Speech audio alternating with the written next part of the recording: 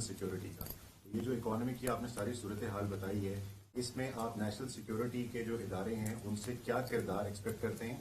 और दूसरा ये बताएं कि क्या इंटरनेशनल इस्टेब्लिशमेंट को इमरान खान पाकिस्तान में दोबारा इक़्तिदार में काबिल कबूल हैं? लेकिन पहले तो मैं एक चीज़ वाज़े कर दूं कि ये जो नेशनल सिक्योरिटी पॉलिसी थी, ये पहली दफ़ा तहरीक इंसाफ ने निकाली थी, कॉम्प्रिहेंसिव नेशनल सिक्योरिटी पॉलिसी। उसमें हमने वाज़े किया था कि नेशनल सिक्योरिटी एक मिलिट्री सिक्योरिटी होती है और दूसरी इकोनॉमिक सिक्योरिटी होती है। ये दोनों साथ साथ चलती हैं।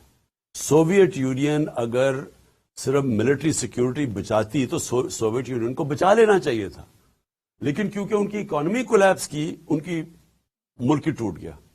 तो ये हमने अपने नेशनल सिक्योरिटी काउंसिल में बड़ा मिसाल दी हुई है इसकी।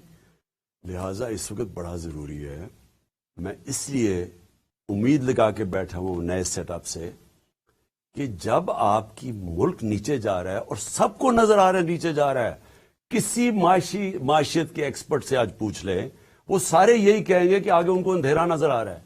तो जब एक नजर आ रहा है सबको, तो कैसे ये इस तरफ इन चोरों को जो सिर्फ अपनी चोरी हर रोज पता चल जाती, फलाने का नैब का केस खत्म हो गया, अब जी फलाना, अब वो इस एनआरओ की गंगा में नहा के जनाब अब राना सनाउल्लाह भी पाक हो गया, पहले अब पता चला जी वो मरियम भी गई है, तो फलाने भी।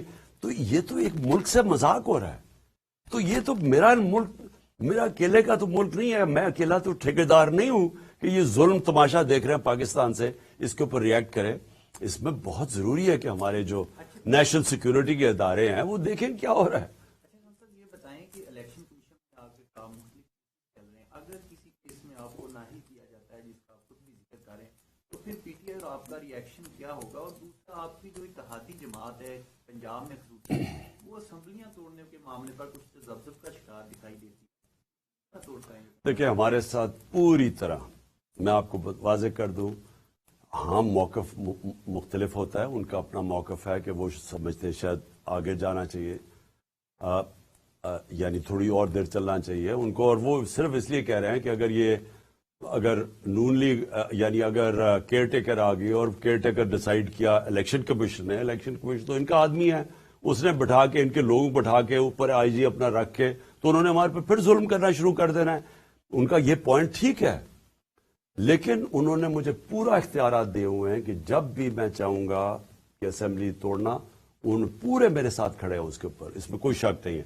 आपका पहला सवाल था, इलेक्शन कमीशन अगर नाहिल करता है, इलेक्शन कमीशन मुझे नाहिल करता है अपना, और पाकिस्तान में जिल्लत कमाएगा, वो और जलील होगा पाकिस्तान में, क्योंकि लोगों को अभी कोई शक नहीं है कि इससे ज्यादा बददियानतदार इलेक्शन कमीशन पाकिस्तान की तारीख में नहीं आया।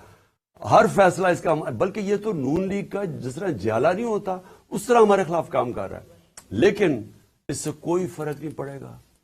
पाकिस्तान की कौम पहले ही तैयार बैठी हुई है, उनको सबको, एक बाशऊर कौम है, वो वैसी इलेक्शन जिता देंगे। यानी अगर मैंने इलेक्शन, चले मुझे नाहिल कर दिया, क्या होगा? पहले तो इलेक्शन कमीशन नाहिल कर ही नहीं सकती, उसके पास ये है ही नहीं, अथॉरिटी नहीं है।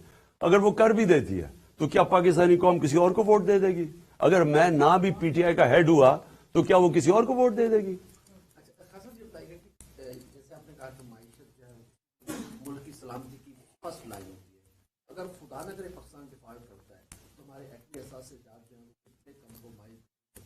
देखिए, मैंने ये बात की थी 1 जून को, मेरे ऊपर इन्होंने कहा जी, और अभी भी समी इब्राहिम का इंटरव्यू 1 जून का, इन्होंने कहा जी इमरान खान के ऊपर आर्टिकल 6 लगना चाहिए। मैं एक लीडर हूं, मैं अपने मुल्क को क्यों ना आगाह करूं कि ये जब चोर ऊपर बैठ गए हैं, ये मुल्क किधर जा रहा है, और वो उधर ही चला गया मुल्क। जो मैंने पेशन गोई की थी 1 जून में, अगर मेरा इंटरव्यू देख लें, बिल्कुल उधर वो लेके गए, डिफॉल्ट की तरफ ले गए हम। अब डिफॉल्ट हम नहीं कह रहे, बाहर के जो इकोनॉमी के एक्सपर्ट्स हैं सब यही कह रहे हैं कि डिफॉल्ट की तरफ पाकिस्तान जा रहा है। तो जब डिफॉल्ट कर जाएगा, मेरा अब अगला सवाल है, जिसने हमें उस दलदल से, जिधर हम कुएं में गिरे होंगे, उसमें से निकालेगा, तो पाकिस्तान के पास उसको देने के लिए क्या होगा? मुझे बताए ना, हमारे पास क्या चीज बेचने के लिए होगी कि हाँ जी हम ये आपको देते हैं तो आप हमें अब बेल आउट करें? क्या है हमारे पास? तो ये तो कॉमन सेंस है कि वो जो, मुझे तो ایسے لگتا ہے کہ سازش کے تحت یہ کیا گیا. یعنی یہ سازش بڑی سازش ہے. رجیم چینج صرف یہی نہیں تھا کہ عمران خان کو ہٹاؤ جبکہ معیشت سب سے تیزی سے ترقی کر رہی تھی, سارے انڈیکیٹرز پازیٹو تھے, اس کو تب گرایا گیا اور ان چوروں کو لے آیا اور ملک نیچے بیٹھ گیا. تو یہ تو ایک دشمن ملک لوگ کر سکتے ہیں. میں اس لیے تو کہتا ہوں کہ جو بھی ملوث تھے اس رجیم چینج میں وہ پاکستان کے میر جعفر اور میر صادق تھے. بیل آؤٹ آئی ایم ایف کا بیل آؤٹ پروگرام ہے, اس میں نون لیگ کی جانب سے صدر پاکستان کو جو ہے وہ مدد مانگی گئی ہے, ان کو سپورٹ کیا جائے. تو کیا پی ٹی آئی اور نون لیگ اکٹھے مل کر کوئی معاشی جو صورتحال کو بہتر بنانے کے لیے اکٹھے بیٹھ سکتے ہیں؟ اور خاص صاحب نواز شریف بھی سنا اب واپسی کی تیاریاں شروع ہو گئی ہیں. سارے چوروں کو رہا, سارے چور, اب تو صرف ایک ہی کسر رہ گئی ہے کہ این آر او, وہ جو جیلوں میں بیچارے غریب لوگ گھسے ہوئے ان کو بھی این آر او دے دو. ان کی تو چھوٹی چھوٹی چوری ہیں, یہ تو اربوں کی چوریاں معاف ہو رہی ہیں, وہاں بیچاروں کی ہزاروں میں لاکھوں کی چوری ہے, وہ بیچارے سل رہے, سب کو چھوڑ دیں جیلوں میں. دیکھیں آپ نے جو کہا نا کہ ان کے ساتھ بیٹھ کے ہم کیا کر سکتے ہیں, ان کے پاس کیا فارمولا ہے, یہ کیا کریں گے. ان کے اوپر نہ پاکستان کی ایک جو بزنس مین جو سرمایہ کار ہے نہ ان کو اعتماد ہے ان پہ. آج سارے 88% پاکستان کے سرمایہ کار کہتے ہیں کہ ان کے اوپر اس پہ اعتماد نہیں ہے. 100% باہر کے لوگ کہہ رہے ہیں کہ ان کو اس اکانومی پہ اعتماد نہیں ہے. تو ان کے اوپر کیا کریں گے ہم؟ اس گھوڑے کے اندر کتنا پمپ بھرے گئے, وہ تو مر چکا ہے گھوڑا. یہ ٹھیک نہیں کر سکتے.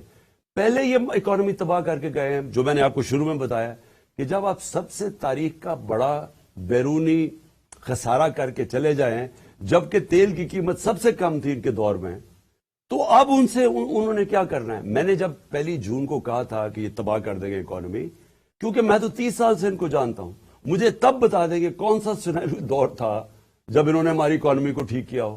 انہوں نے اپنے پیسے بناتے رہے, بنگلہ دیش بھی آگے نکل گیا, ہندوستان بھی ہمارے سے آگے نکل گیا ان کے دور میں. تو انہوں نے اب کیا کرنا ہے.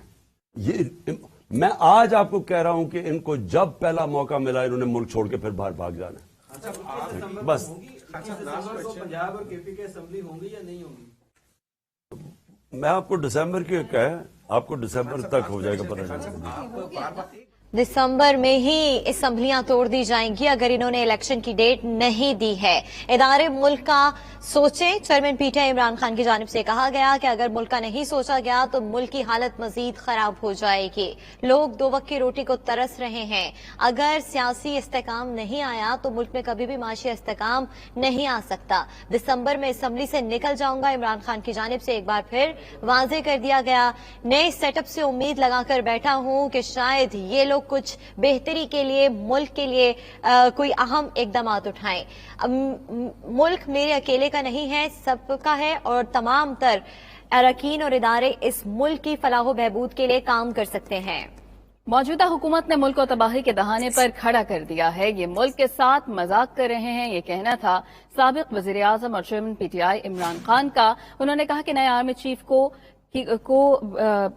ٹائم دینا چاہیے. مجھے امید ہے کہ وہ امر بالمعروف پر یقین رکھتے ہیں. نیشنل سیکیورٹی اور اکنامک سیکیورٹی ایک ساتھ چلتے ہیں.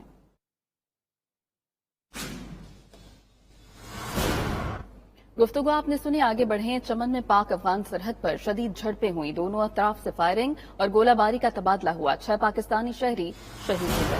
اسپتال